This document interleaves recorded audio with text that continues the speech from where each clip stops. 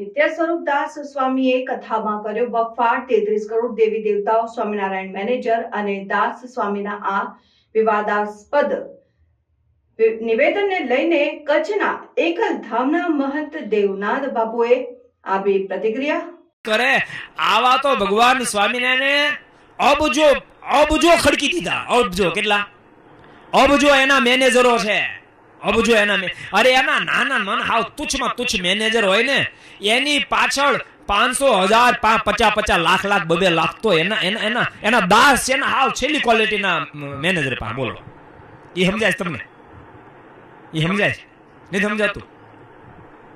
અરે ભલા માણસ, આ દુનિયા જેની પાસે ગાંડી થઈ ગઈ. અરે મેં આમ સંકલ્પ કર્યો, મારું આમ પેલા કામ કરી દીધું, આમાં આ કરી દીધું, આ બાપે આ કરી દીધું, મારું આમ કામ કરી દીધું. એ બધા ભગવાન સ્વામિનારાયણના મેનેજર. અને એમાં કેટેગરી સર્વથી શ્રેષ્ઠ મેનેજર પદબર મૂળ અક્ષર, પછી એ મુક્તો, પછી મહાપુરુષ, પછી પ્રધાન પુરુષો, પછી આમ ડિસ્ટ્રીબ્યુટ કરતા ગયા. શાખો વધતી ગઈ ને. વિરાટ ને પછી પ્રધા વિરાટ, પછી બ્રહ્મા વિષ્ણુ શંકર બનાવ્યા, અને પછી તો શાખા બહુ વધી. ઇન્દ્ર, પછી તો 33 કરોડ દેવતાઓ, આ બધી શાખાઓ વધારતા ગયા. એક ની પાછળ યાદ રાખ, આમ ઝુમખું થયું. 33 કરોડ દેવતા ઇન્દ્રની સાથે ઝુમખું થયું, અને ઈ એક દેવની પાછળ લાખો ને કરોડોનો ઝુમખા. સમજાય હવે કે હજી સમજાતું?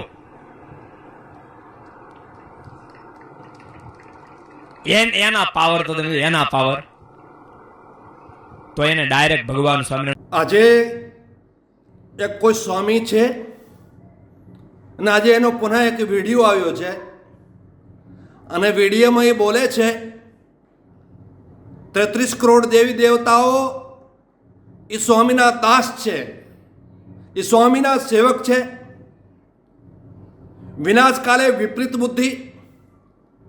મને લાગે છે વિનાશ આ લોકોનો નજીક આવી રહ્યો છે.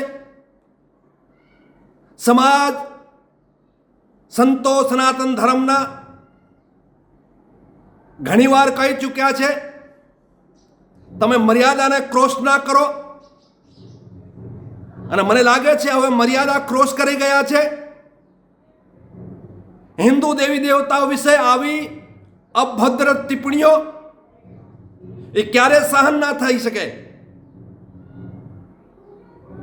ઘણો બધો સહન કરી લીધો છે. મને લાગે છે કે હવે પ્રતિકાર કરવાનો ટાઈમ આવી ગયો છે. સનાતનીઓને, સનાતન ધર્મના સંતોને આગળ આવીને આ લોકોને જ્યાં સુધી મોઢાતોડ જવાબ નહીં આપે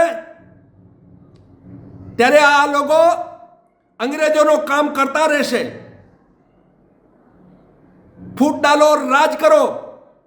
મને લાગે છે અંગ્રેજો જતે જતે આ લોકોને મૂકીને ગયા છે, અને આ લોકો અત્યારે સમાજને તોડવાનું કામ કરી રહ્યા છે. આ ક્યારે બરદાસ્ત થાય એવો નથી, અને એનો પ્રતિકાર કરશું અને ચોક્કસ કરીશું.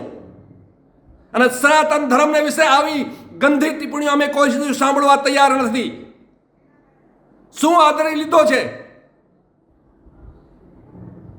શું તમારી જાગીર છે? તમે જે તે બોલી રહ્યો, ગમે ત્યારે તમે બકવાસ કરી લ્યો. આ કોઈ દિવસ સહન નહીં થાય.